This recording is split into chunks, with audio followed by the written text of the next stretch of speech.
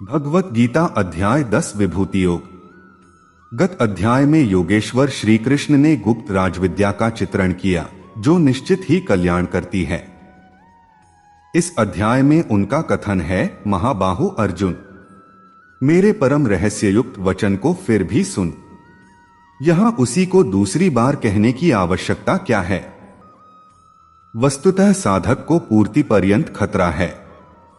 ज्यों ज्यों वह स्वरूप में ढलता जाता है, प्रकृति के आवरण सूक्ष्म होते जाते हैं, नए नए दृश्य आते हैं।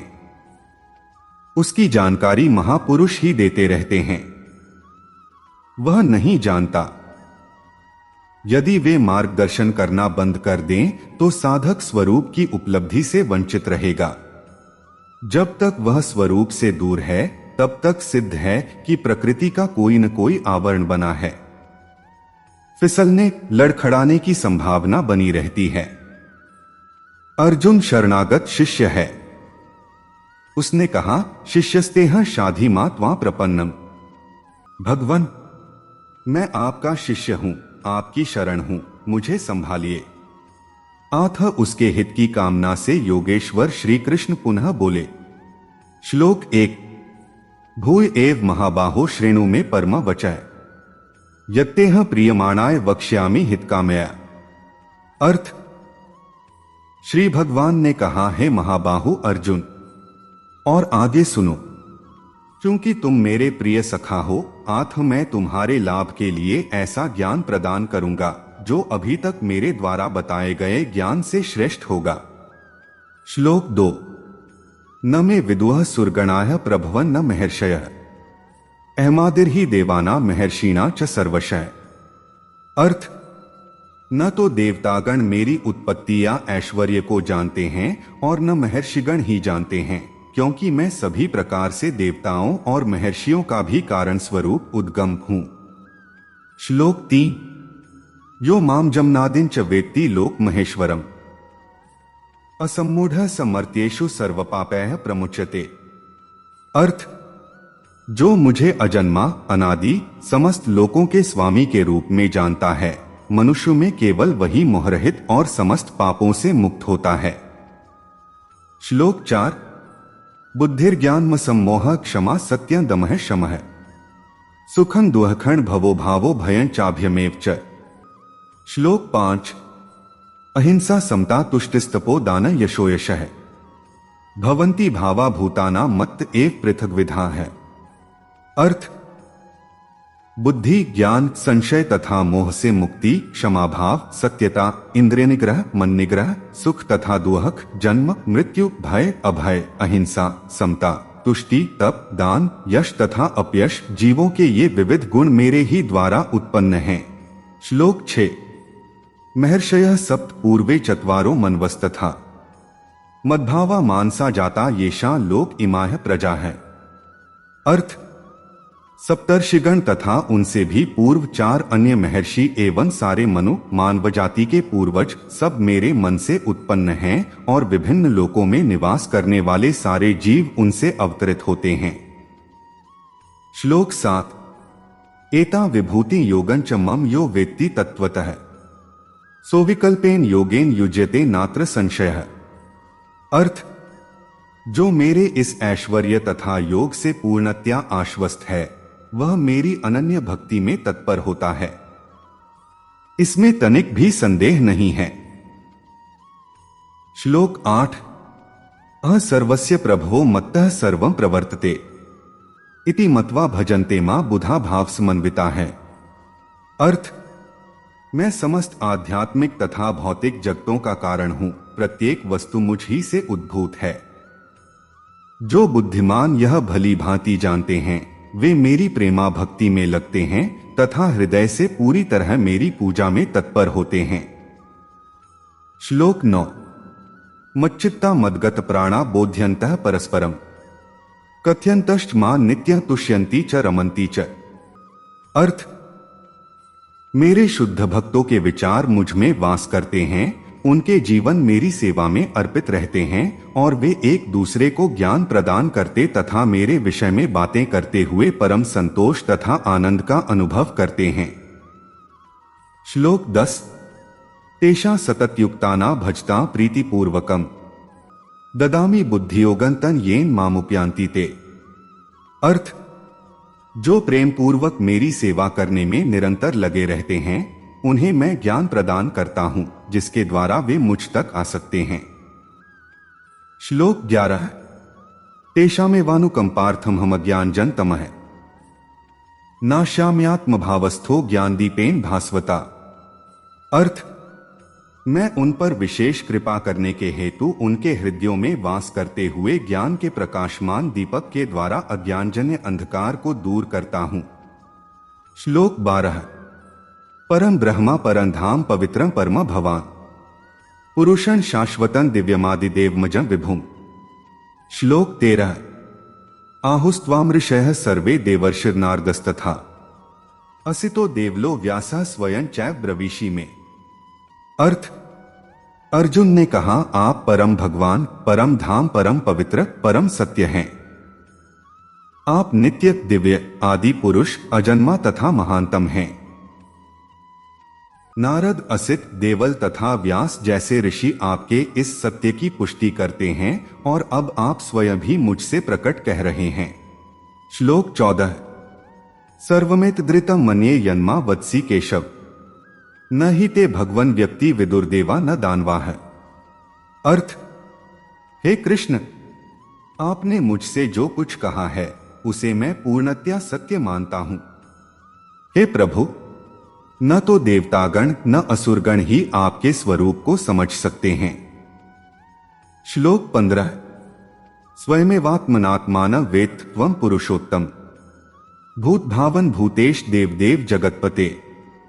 अर्थ, हे परम पुरुष, हे सबके उद्गम, हे समस्त प्राणियों के स्वामी, हे देवों के देव, हे ब्रह्मांड के प्रभु, निस्संदेह एकमात्र आप ही अपने को अपनी अंतरंगा शक्ति से जानने वाले हैं। श्लोक 16। वक्तुमर्हस्य शेषेण दिव्या ह्यात्म विभूतयः याभिर्विभूतिभिर्लोकानिमास्त्वं व्याप्य तिष्ठसि। अर्थ, कृपा करके विस्तार पूर्वक मुझे अपने उन दैवी ऐश्वर्यों को बताएं जिनके द्वारा आप इन समस्त लोकों में व्याप्त हैं। श्लोक 17।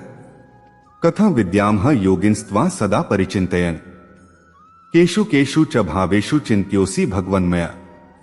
अर्थ, हे कृष्ण, हे परम योगी, मैं किस तरह आपका निरंतर चिंतन करूं और आपको कैसे जानूं।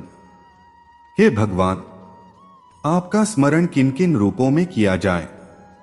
श्लोक 18। विस्तरेणात्मनो योगं विभूतिं च जनार्दन भूयः कथय तृप्तिर्हि शृण्वतो नास्ति मेमृतम्। अर्थ, हे जनार्दन, आप पुनः विस्तार से अपने ऐश्वर्य तथा योग शक्ति का वर्णन करें। मैं आपके विषय में सुनकर कभी तृप्त नहीं होता हूं, क्योंकि जितना ही आपके विषय में सुनता हूं उतना ही आपके शब्दामृत को चखना चाहता हूं। श्लोक 19। हन्ते कथयिष्यामि दिव्या ह्यात्म विभूतयः प्राधान्यतः कुरुश्रेष्ठ नास्त्यंतो विस्तरस्य में। अर्थ, श्री भगवान ने कहा, हाँ, अब मैं तुमसे अपने मुख्य मुख्य वैभवयुक्त रूपों का वर्णन करूंगा, क्योंकि हे अर्जुन, मेरा ऐश्वर्य असीम है। श्लोक 20। अहमात्मा गुडाकेश सर्वभूताश्च स्थितः अहमादिष्ट मध्यं च भूतानामंत एव च। अर्थ, हे अर्जुन, मैं समस्त जीवों के हृदयों में स्थित परमात्मा हूं। मैं ही समस्त जीवों का आदि, मध्य तथा अंत हूं। श्लोक 21। आदित्यानाम ह विष्णुर्ज्योतिषा रविरंशुमा मरीचिर्मरुतामस्मि नक्षत्राणाम ह शशि। अर्थ, मैं आदित्यों में विष्णु, प्रकाशों में तेजस्वी सूर्य, मरुतों में मरीचि तथा नक्षत्रों में चंद्रमा हूं। श्लोक 22। वेदाना सामवेदोस्मि देवानामस्मि वासवः इंद्रियाणां मनश्चास्मि भूतानामस्मि चेतना। अर्थ, मैं वेदों में सामवेद हूं, देवों में स्वर्ग का राजा इंद्र हूं, इंद्रियों में मन हूं तथा समस्त जीवों में जीवनी शक्ति चेतना हूं। श्लोक 23। रुद्राणा शंकरश्चास्मि वित्तेशो यक्षरक्षसां वसूना पावक्षचास्मि मेरुः शिखरिणाम हम। अर्थ, मैं समस्त रुद्रों में शिव हूँ, यक्षों तथा राक्षसों में संपत्ति का देवता कुबेर हूँ, वसुओं में अग्नि हूँ और समस्त पर्वतों में मेरु हूँ। श्लोक 24। पुरोधसा च मुख्य मां विद्धि पार्थ बृहस्पति सेनानी नाम ह स्कंदः सरसामस्मि सागरः।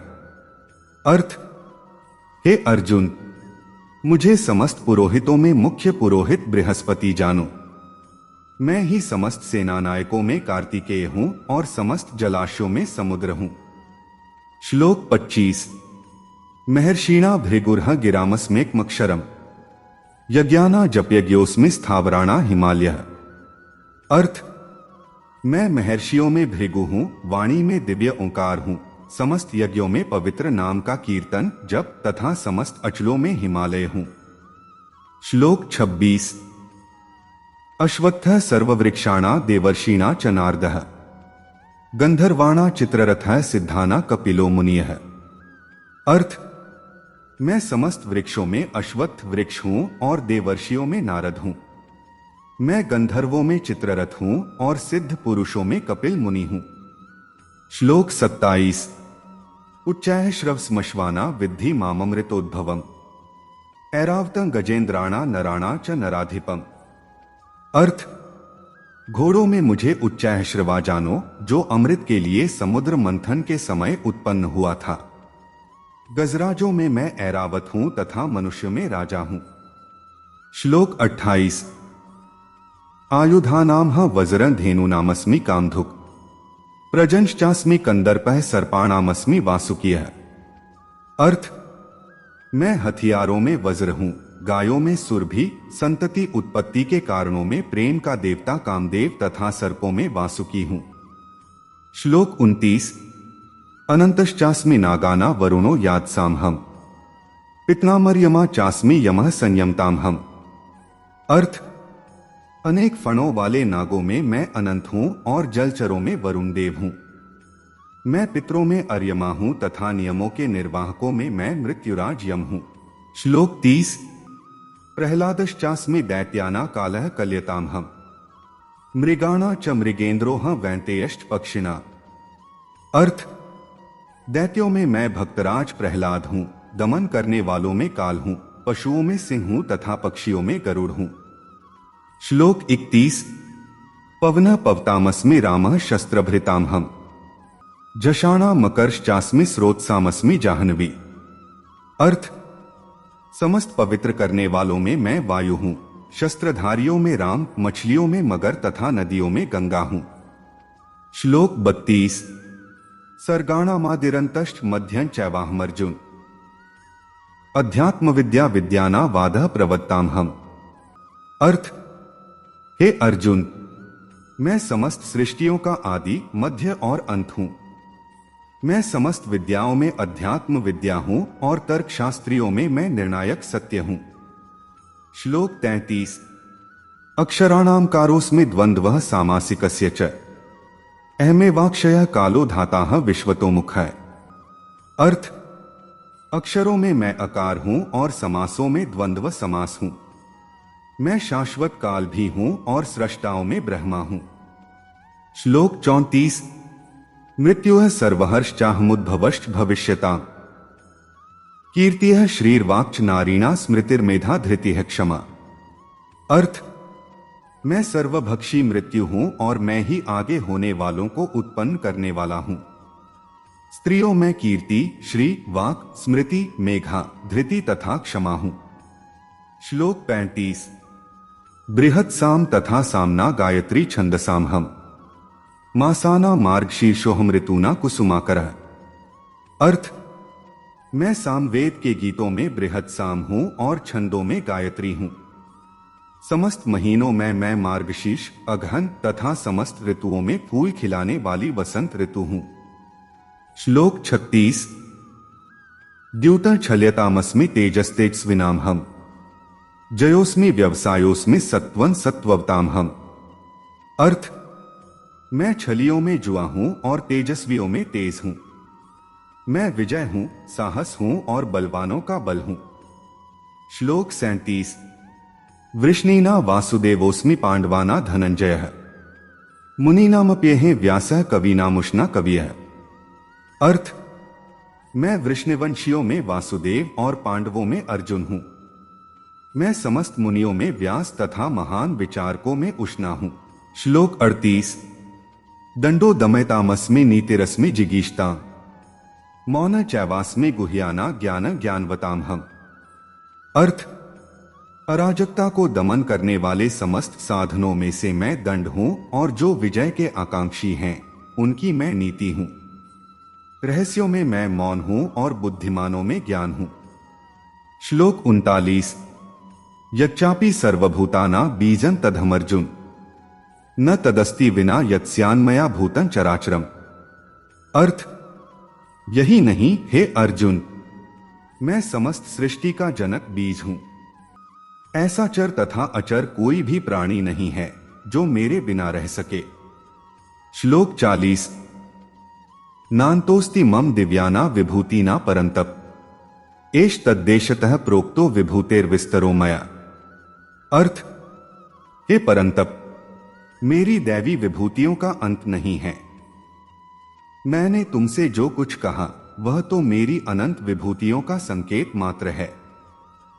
श्लोक 41। यद्यद् विभूतिमत् सत्वं श्रीं दूर्जित में वा तत्देवावगच्छ त्वं मम तेजोंश संभवम्। अर्थ, तुम जान लो कि सारा ऐश्वर्य, सौंदर्य तथा तेजस्वी सृष्टियां मेरे तेज के एक स्फुलिंग मात्र से उद्भूत हैं। श्लोक 42। अथवा बहुनैतेन की ज्ञातेन तवार्जुन विष्टभ्याहमिदं कृत्स्न में कांक्षेन स्थितो जगत। अर्थ, किंतु हे अर्जुन, इस सारे विशद ज्ञान की आवश्यकता क्या है?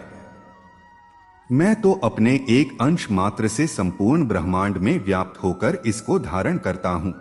तात्पर्य, परमात्मा के रूप में ब्रह्मांड की समस्त वस्तुओं में प्रवेश कर जाने के कारण परमेश्वर का सारे भौतिक जगत में प्रतिनिधित्व है। भगवान यहाँ पर अर्जुन को बताते हैं कि यह जानने की कोई सार्थकता नहीं है कि सारी वस्तुएं किस प्रकार अपने पृथक पृथक ऐश्वर्य तथा उत्कर्ष में स्थित हैं। उसे इतना ही जान लेना चाहिए कि सारी वस्तुओं का अस्तित्व इसलिए है क्योंकि कृष्ण उनमें परमात्मा रूप में प्रविष्ट हैं। ब्रह्मा जैसे विराट जीव से लेकर एक क्षुद्र चींटी तक इसीलिए विद्यमान हैं क्योंकि भगवान उन सब में प्रविष्ट होकर उनका पालन करते हैं। एक ऐसी धार्मिक संस्था, मिशन भी है जो यह निरंतर प्रचार करती है कि किसी भी देवता की पूजा करने से भगवान या परम लक्ष्य की प्राप्ति होगी। किंतु यहाँ पर देवताओं की पूजा को पूर्णतया निरुत्साहित किया गया है क्योंकि ब्रह्मा तथा शिव जैसे महानतम देवता भी परमेश्वर की विभूति के अंश मात्र हैं। वे समस्त उत्पन्न जीवों के उद्गम हैं और उनसे बढ़कर कोई भी नहीं है। वे अस्मूर्ध्व हैं, जिसका अर्थ है कि न तो कोई उनसे श्रेष्ठ है न उनके तुल्य। पद्म पुराण में कहा गया है कि जो लोग भगवान कृष्ण को देवताओं की कोटि में चाहे वे ब्रह्मा या शिव ही क्यों न हो मानते हैं, वे पाखंडी हो जाते हैं। किंतु यदि कोई ध्यानपूर्वक कृष्ण की विभूतियों एवं उनकी शक्ति के अंशों का अध्ययन करता है तो वह बिना किसी संशय के भगवान कृष्ण की स्थिति को समझ सकता है और अविचल भाव से कृष्ण की पूजा में स्थिर हो सकता है। भगवान अपने अंश के विस्तार से परमात्मा रूप में सर्वव्यापी हैं, जो हर विद्यमान वस्तु में प्रवेश करता है। आथ शुद्ध भक्त पूर्ण भक्ति में कृष्ण भावनामृत में अपने मनों को एकाग्र करते हैं, अतएव वे नित्य दिव्य पद में स्थित रहते हैं। इस अध्याय के श्लोक 8 से 11 तक कृष्ण की भक्ति तथा पूजा का स्पष्ट संकेत है। शुद्ध भक्ति की यही विधि है। इस अध्याय में इसकी भली भांति व्याख्या की गई है कि मनुष्य भगवान की संगति में किस प्रकार चरम भक्ति सिद्धि प्राप्त कर सकता है। कृष्ण परंपरा के महान आचार्य श्री बलदेव विद्याभूषण इस अध्याय की टीका का समापन इस कथन से करते हैं, यच्छक्तिलेशात् सूर्याद्या भवन्त्यत्युग्र तेजसः यदंशेन धृतं विश्वं स कृष्णो दशमिर्च्यते। प्रबल सूर्य भी कृष्ण की शक्ति से अपनी शक्ति प्राप्त करता है और सारे संसार का पालन कृष्ण के एक लघु अंश द्वारा होता है। अतः श्री कृष्ण पूजनीय है। इस प्रकार श्रीमद् भगवद गीता के 10वें अध्याय श्री भगवान का ऐश्वर्य का भक्ति वेदांत तात्पर्य पूर्ण हुआ। दोस्तों, अध्याय 10 कैसा लगा? अगर अच्छा लगा तो कमेंट में जय श्री कृष्ण जरूर लिखें और वीडियो को लाइक जरूर करें। मित्रों, अध्याय 11 देखने के लिए अमन पटेल यूट्यूब चैनल को सब्सक्राइब जरूर करें। धन्यवाद।